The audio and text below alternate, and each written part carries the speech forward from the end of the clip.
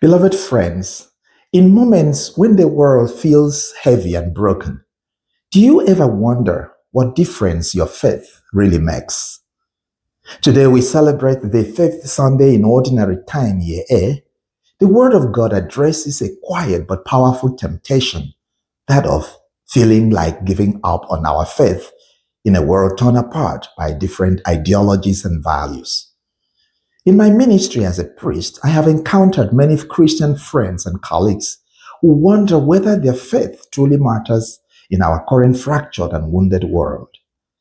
The aftermath of Catholic priests' sexual abuse scandal brought in widespread and devastating consequences, including loss of faith by many survivors, resignation of bishops and priests, and less motivation to priestly vocation in some dioceses.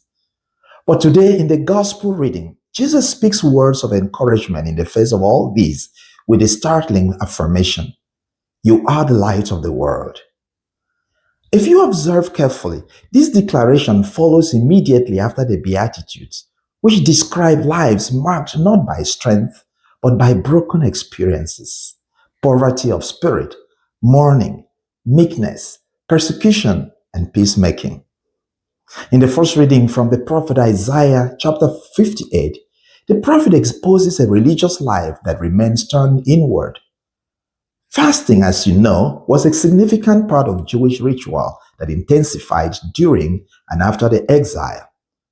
Now, rituals that veil true holiness and put God in a distance render fasting, prayer, and sacrifice meaningless because they do not open the hearts to true worship and the suffering of neighbor.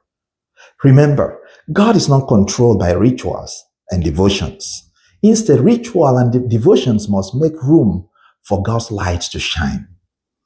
Now, God's words is precise when he says, "Then your light shall rise in the darkness."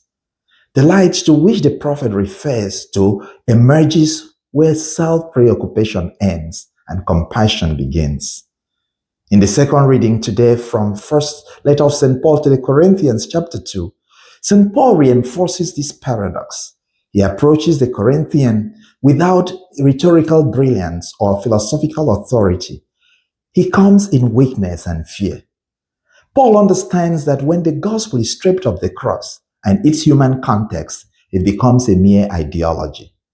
Therefore, he insists faith must rest on God's power acting in the human person and not merely human performances.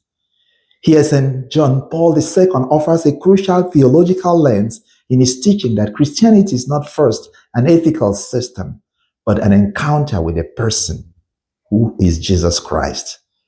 It is from this encounter that a transformed way of living emerges.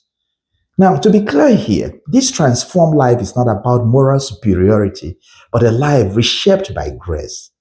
And this understanding speaks directly to the experience of many believers who sometimes feel unqualified, weak, or inadequate.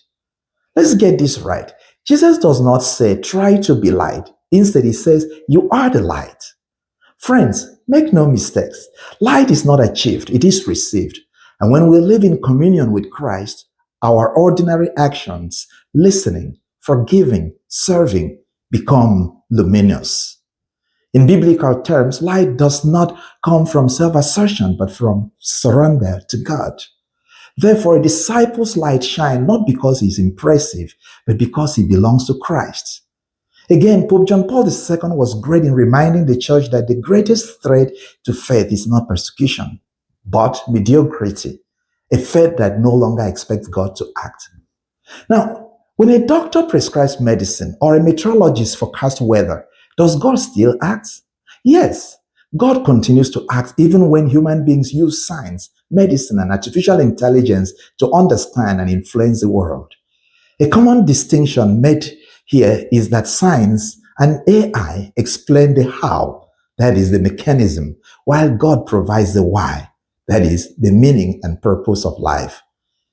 Notice that Jesus ends his discourse with a warning: light cannot be hidden. Although faith can be domesticated or reduced to private comfort, the gospel insists that what God does in and through us is meant for the world. Pope Francis puts it better when he said, the church must not retire and become a museum of memories, but a field hospital where Jesus is present and people experience his closeness, mercy, and healing, not distance or fear. This Sunday, dear friends, Christ asks us to allow his light to pass through us quietly, faithfully, and courageously, so that a world in darkness may still find its way home. By remaining rooted in prayer, surrendering to God's path and love of the poor, we will make life more meaningful, radiating the light of God. My dear friends, if someone judged the gospel only by the way you lived this week, what kind of light would they encounter? May God bless you.